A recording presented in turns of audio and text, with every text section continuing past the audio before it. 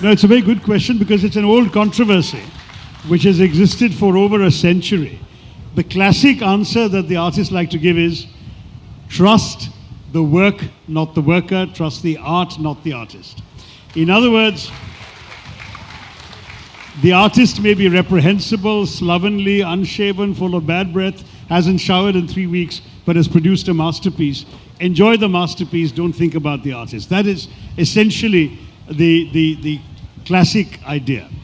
But I still believe that there is no one-size-fits-all answer. And particularly, it depends on the individual themselves. For some people, their appreciation, for example, of a book, a work of writing, a work of literature, is inseparable from what they imagine the creator of that book to be, what the persona that inhabits the voice of the writer is. And if the real persona turns out to be very different from what they'd imagined, their disappointment is understandable and will color their appreciation of the work. So to my mind, while you might ideally say that the greatness of the book speaks for itself and the writer may be an unprintable four-letter word, but the book is great, I think that for some readers that's not good enough.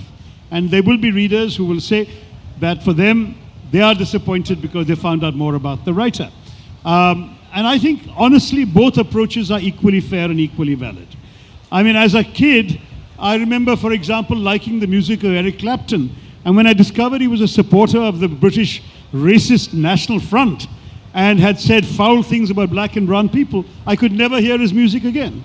So it's simply a question of how you relate to certain things and what matters to you. I mean, I actually enjoyed, for example, Kipling's poem If as a young child. There was an entire movie made with the title If by Lindsay Anson, which I loved.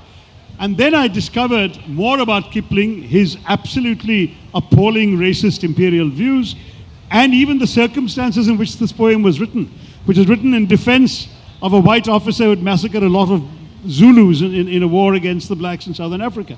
And I just could not think of Kipling's poetry the same way again.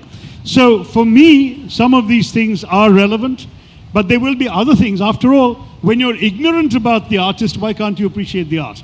When you're ignorant about the musician, why can't you appreciate the musician?